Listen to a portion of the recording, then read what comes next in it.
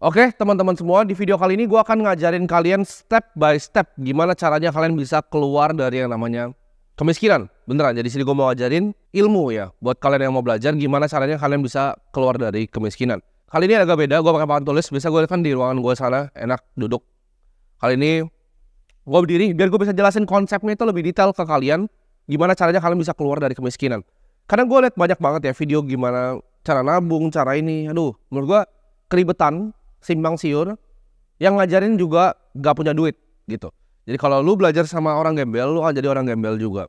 Karena rata-rata bahkan yang kalian bayar financial advisor gitu kan, oh kasih saran finansial kalian bayar 1 juta buat waktunya gitu. Itu apa yang dia ngerti gitu. Dia aja buang waktunya ngajarin lu cuma buat uang 1 juta gitu. Jadi itu lu pahami bener-bener gitu. Ketika lu mau hire seorang financial advisor gitu yang gelarnya banyak, kok gue bayar dia waktunya ngajarin gue begini 1 juta gitu. Berarti waktunya semurah itu, berarti nggak punya duit ya. Jadi dia juga nggak tahu apa yang dia omongin. Di sini gue mau ngajarin kalian apa yang gue udah praktekin ya. Gue praktekin itu nggak cuma dari uang 1 juta jadi 10 juta, uang 10 juta jadi 100 juta, uang 100 jadi 10 M ya. Tapi dari gimana caranya gue dari uang awal gue punya 2 juta sampai sekarang di ratusan miliar. Gue akan kasih kalian ya sangat detail. Lu nggak perlu video lain, lu cuma perlu nonton satu video ini. Karena ini udah cukup detail untuk kalian bisa paham. Nah yang pertama ya, kita harus belajar tentang yang namanya human capital dan juga financial capital. Apa itu human capital? Human capital itu adalah kita kan sebagai manusia kita bisa bekerja ya, kita bisa punya income, kita bisa punya waktu, kita bisa cari duit.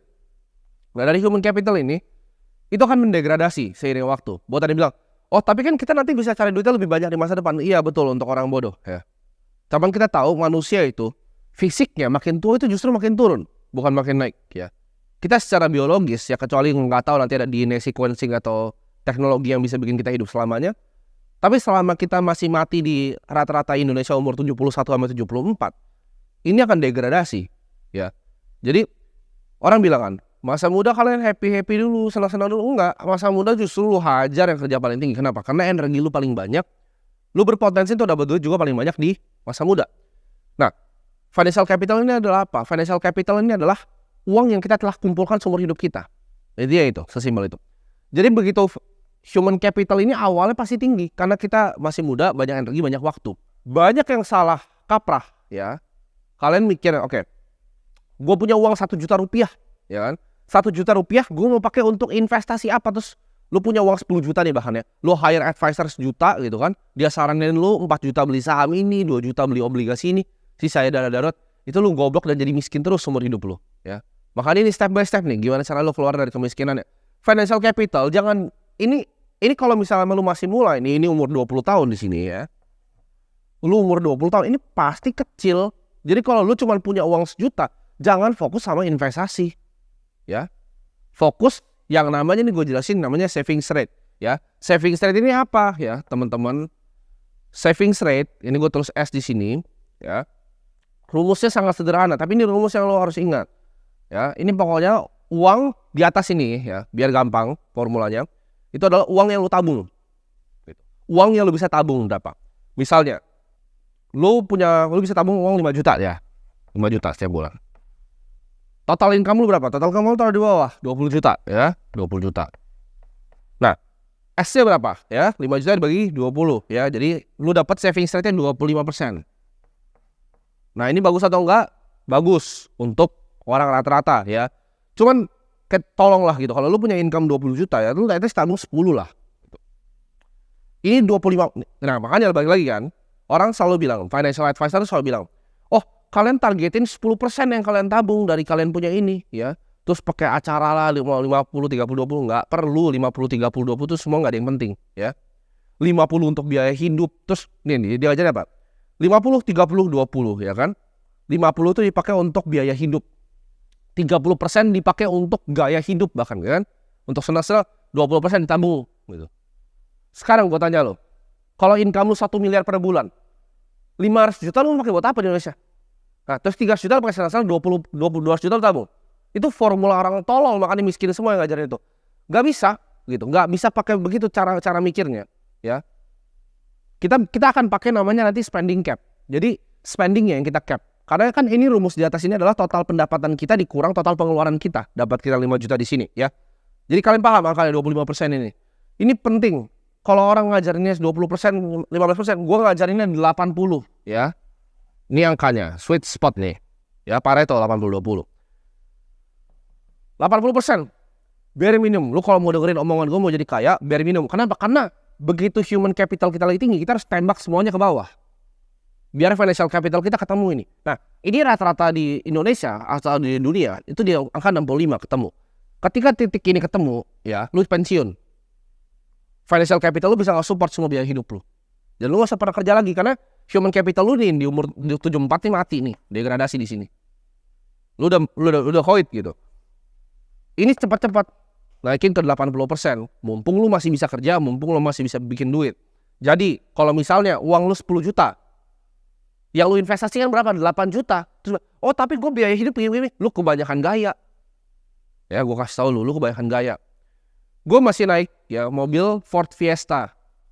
Rekening gue isinya miliaran, bos. Ya.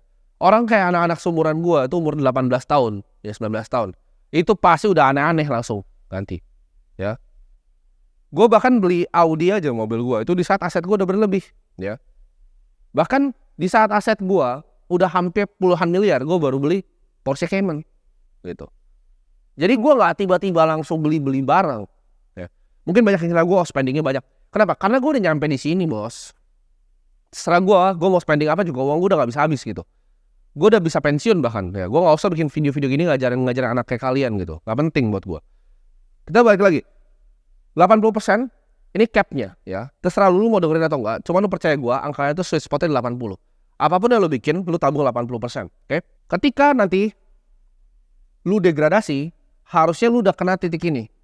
Ketika lu udah mulai tua, lu harusnya kena titik ini. Nah, financial capital ini kita build dari awal.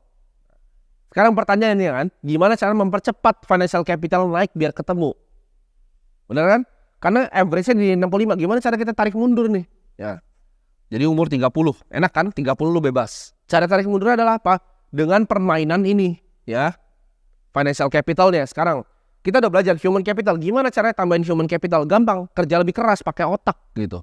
Income-nya gedein ya kalau lu kerja nih. Makanya gue gak pernah saranin. Oh lu keluar dari pekerjaan lu full time di trading apa gitu. Lu jadi orang miskin, bos. Ya. Lu kerja aja ya. Baik-baik sama bos lu. Lu kalau misalnya next ada, makanya gue gak suka. Ada orang ngajarin kayak begini, suka ngerendahin orang yang kerja gitu. Gak ada salahnya jadi orang yang kerja ya. Malah kerja itu jadi lu punya bantalan.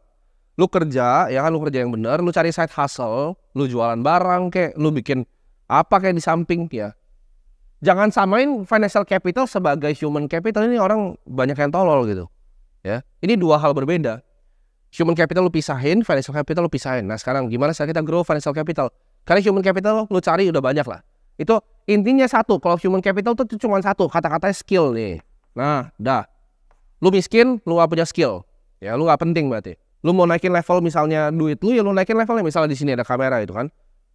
Lu mau naikin level lu, ya naikin skill videografinya. Gitu kan. Simple. Hidup itu cuma skill. Literal cuma skill. Ya. Makin tinggi skill lu, ya lu makin besar dapat uang. Nah kalau financial capital ini orang yang banyak buyar, ya kan, disuruh tabung dana darurat dulu, disuruh beli asuransi dan lain-lain, ya.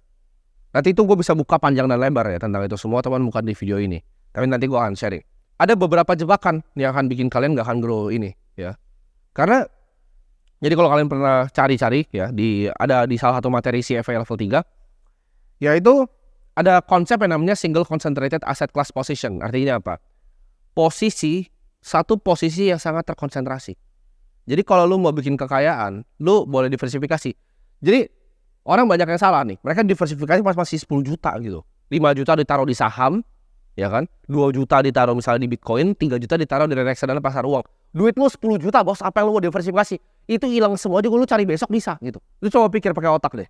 Lu apa yang lu mau diversifikasi uang lu cuma 10 juta, 100 juta. Apa yang lu mau diversifikasi? Itu hilang juga masuk got juga gue gak tahu gitu uang 100 juta. Jadi nggak ada yang perlu diversifikasi di uang 100 juta. Kalau uang lu sini 1 triliun ya silahkan.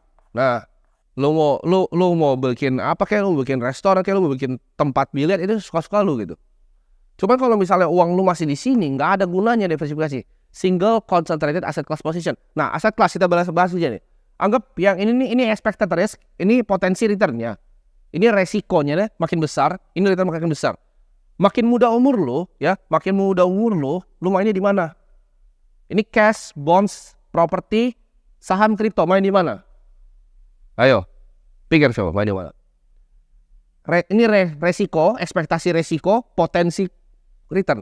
Gue udah bilang, harga untuk jadi kaya, ya, harga untuk jadi kaya adalah berani mengambil resiko. Jadi, mentok dong. Harga jadi kaya resiko. Masa lu mau kaya tanpa resiko?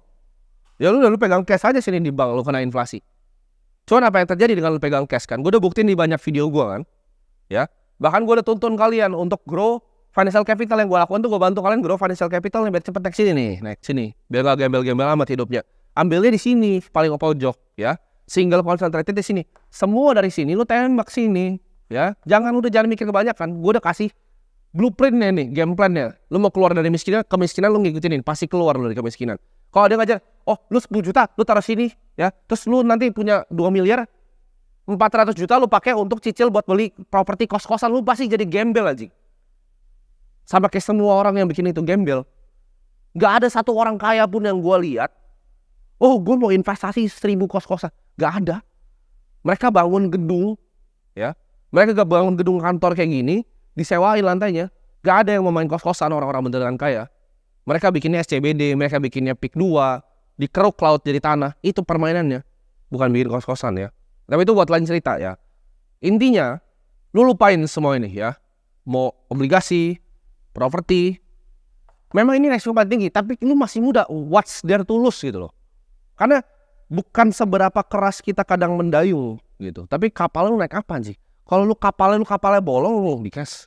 Hah? Lu mau dayung pakai sampai tangan lu juga, mau gayung lu sampai lu ember-ember keluarin air, lu bakal tenggelam juga gitu. Tapi kalau naik speedboat di sini kan enak. Kenapa gue cepet sini? Gue naik speedboat, bos. Apalagi lu yang karyawan ya kan? Karyawan gitu. Uang lu fluktuatif nih. Uang lu tuh begini nih. Sorry. Karyawan, uang lu justru stabil bukan fluktuatif. Kayak begini. Patah kapur gua, nggak apa-apa. Ini pendapatan lu kalau karyawan ya. Kalau lu karyawan, lu harus cari investasi yang justru begini. Ya. Jangan lu cari investasi yang begini lagi, bos. Lu karyawan, lu tabungnya di sini. Gembel lu pasti seumur hidup. Tapi kalau lu cari yang ujung sini, kestabilannya cari dari gaji. Baru investasi ya lu mainin begini. Karena kenapa? Lu bisa ngambil drawdown ketika dia turun, lu bisa tembak ke bawah. Karena lu punya. Nah, makanya kalau lu bilang, oh gue bisa jadi full time trader, yes, ya itu mungkin 1% gitu kan, ya 1% bisa gitu, tapi 99% yang lain gagal. Kalau lu merasa lu spesial itu, lu sejago itu, monggo. Tapi kalau full time trader masuknya kemana? Itu masuk tetap ke skill, human capital, jangan salah, ya full time trader itu masuknya di skill, human capital. Lu bikin hedge fund lah sana, terus lu structure di Singapura gitu kan, lu cari LP taruh duit di lu mainin, itu skill. Human capital, itu bukan financial capital. Financial capital lu apa? Management fee-nya nanti ya, dari hasil fund lu. Ini sesimpel ini. Jadi lu cari uang sebanyak-banyaknya dari human capital pas lu masih muda. Jangan mikirnya, oh nanti gua akan naik pangkat jadi direktur. Jangan gitu. Sekarang tembakin semua ke aset yang paling tinggi. Kripto. Gak mau belajar kripto, beli Bitcoin aja, percaya gua gitu. Lu beli Bitcoin aja, lu tabung ya. Berapapun pendapatan lu dikurang pengeluaran lu, 80% wajib lu tabung ya. Sesimpel itu.